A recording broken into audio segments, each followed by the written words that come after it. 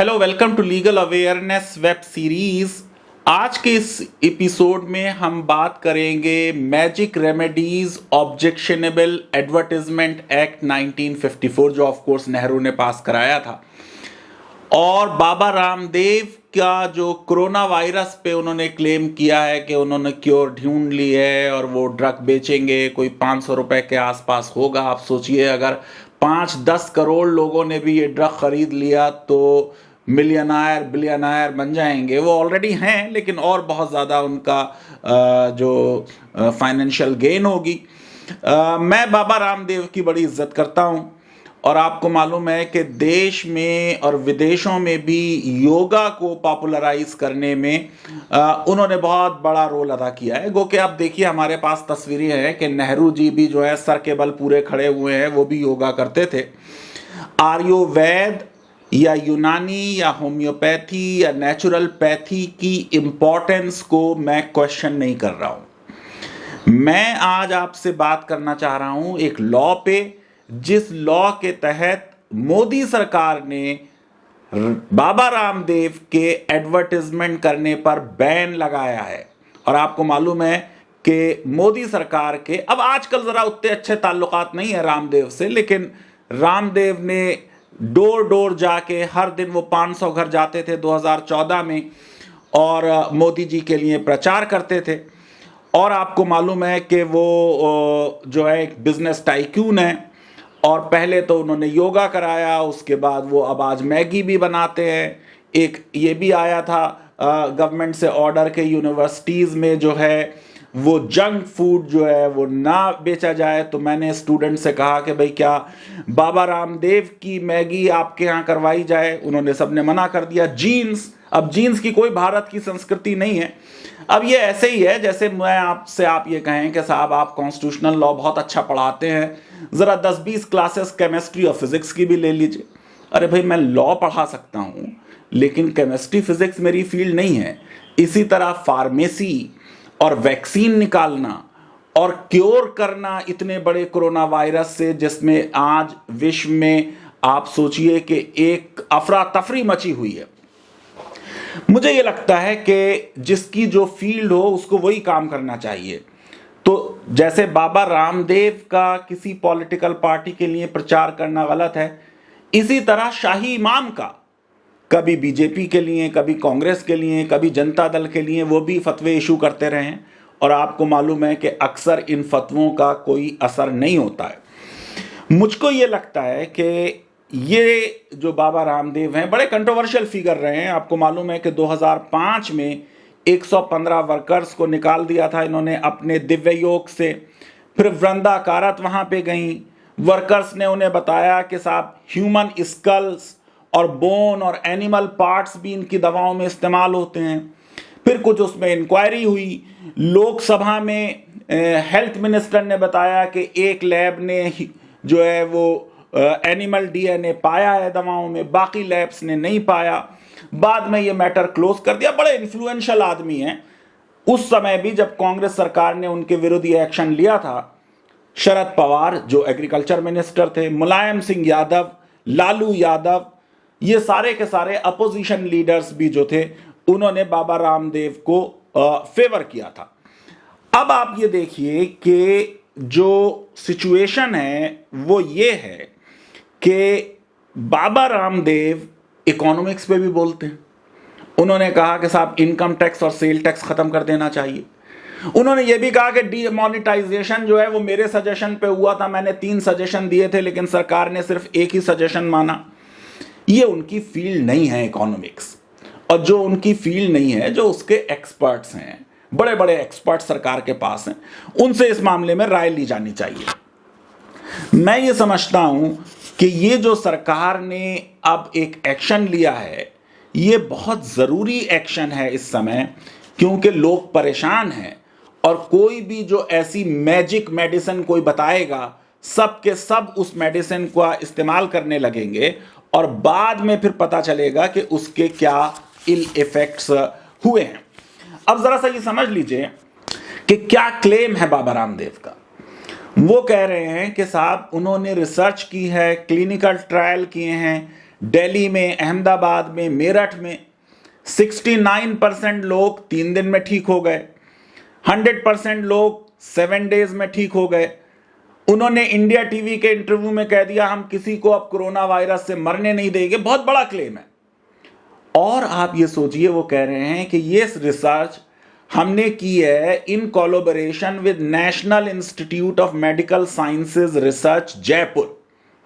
ये एक private university NIMS का इंस्टीट्यूशन है।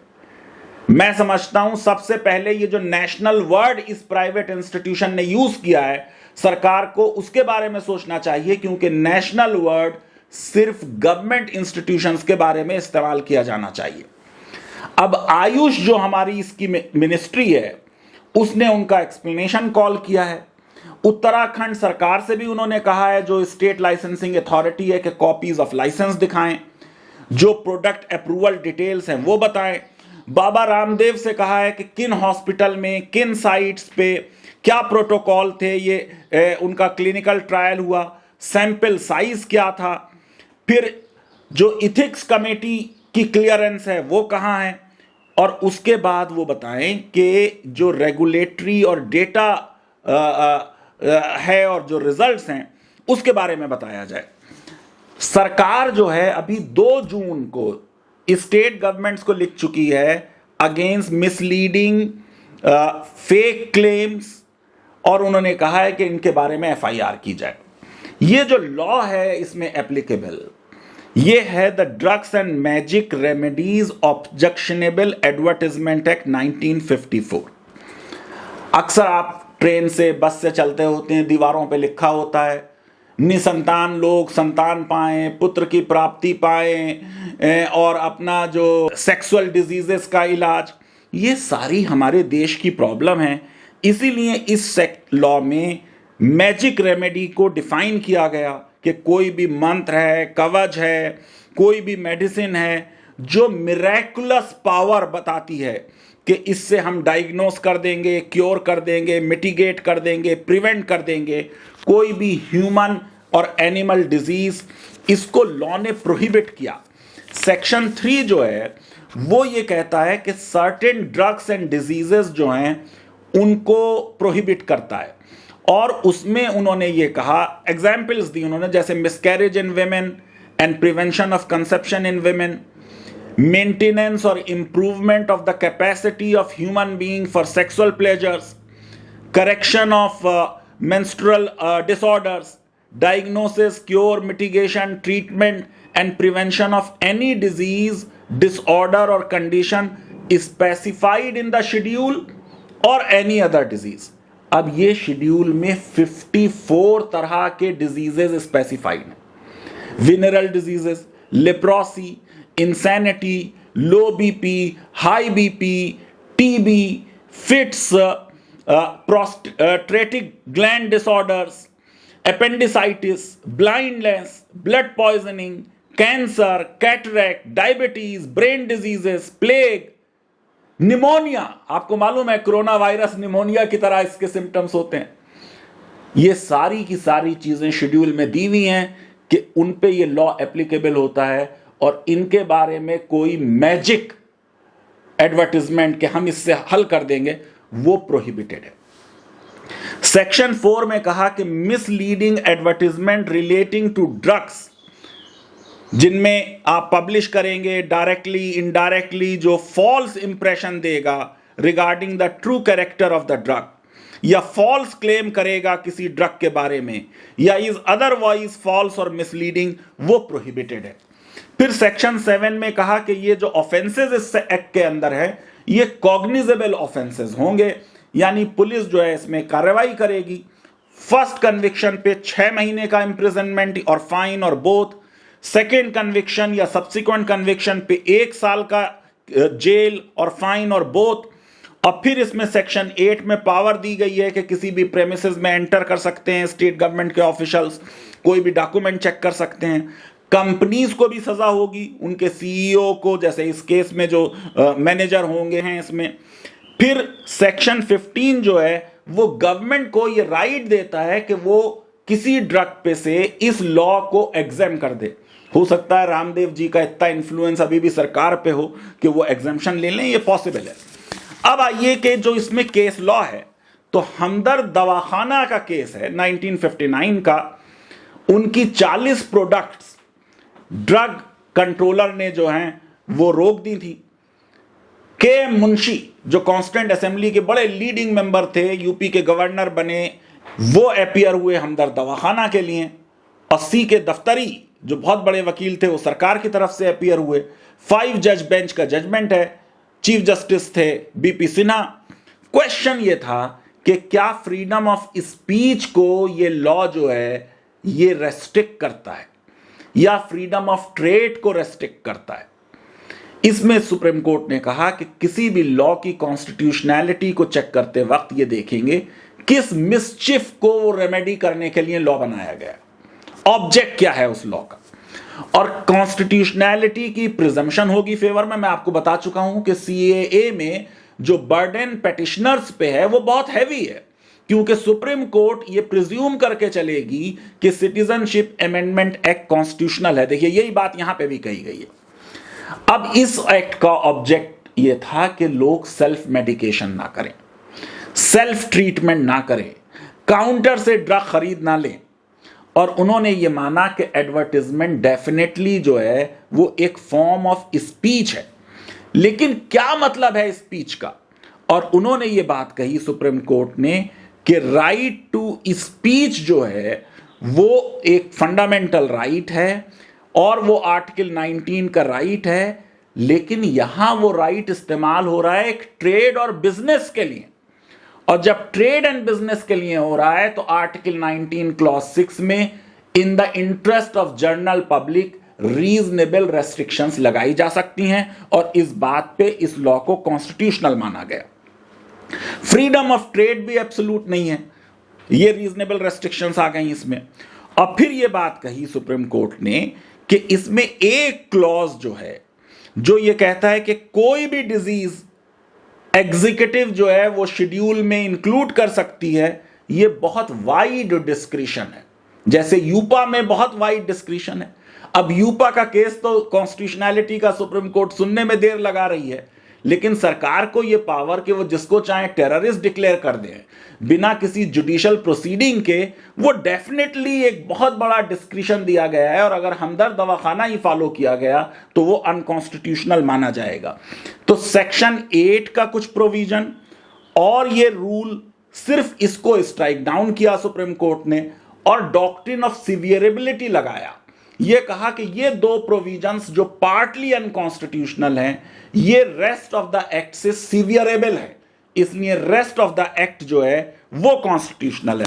मैं ये समझता हूं कि ये जो इस वक्त कोई क्लेम करे कोरोना वायरस के बारे में, वो एक साउंड क्लेम होना चाहिए, प्रॉपर उसमें क्लिनिकल ट्रायल होने चाहिए। पूरी दुनिया के साइंटिस्ट इसमें लगे हुए हैं कि वो ट्रायल्स कर रहे हैं, मेहनत कर रहे हैं। इस तरह का कोई क्लेम जो अनसाइंटिफिक बेसिस पे हो वो नुकसान ज्यादा पहुंचा सकता है। मैं ये समझता हूं कि देखिए एक एडवर्टाइजमेंट पेंसिल का है, आपने पेंसिल खरीद ली, खराब निकल ली, फेंक दिया, पैसे का लॉस हो गया।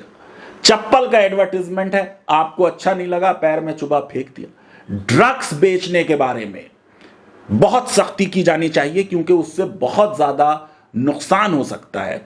मेरा ख्याल यह है कि सरकार को इस मामले में सख्ती करनी चाहिए, और ये जितनी भी इस तरह के क्लेम्स हैं उन क्लेम्स के बारे में जो 2 जून को सरकार का सर्कुलर है उसको बहुत स्ट्रिक्टली इंप्लीमेंट किया जाना चाहिए। बाबा रामदेव की मेडिसिन अगर बाद में क्लिनिकल ट्रायल्स के बाद सही साबित होती है तो सरकार एग्जेम्पशन क्लॉज यूज कर सकती है सेक्शन 15 का। लेकिन ये इस तरह के मसले हैं जिसमें रियल वैक्सीन एलोपैथी में आएगी।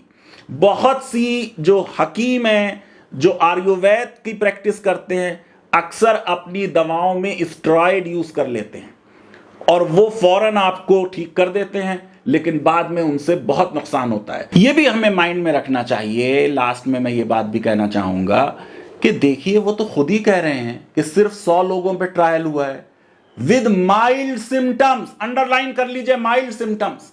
अरे भाई, माइल्ड सिस्टम वाले तो बिना इलाज के भी घर में क्वारंटाइन करके वैसे ही ठीक हो जा रहे हैं। सीरियस जो पेशेंट्स हैं, जिनको सीरियस ब्रीदिंग प्रॉब्लम हो रही है, उनके ऊपर क्यों नहीं टेस्ट किया गया?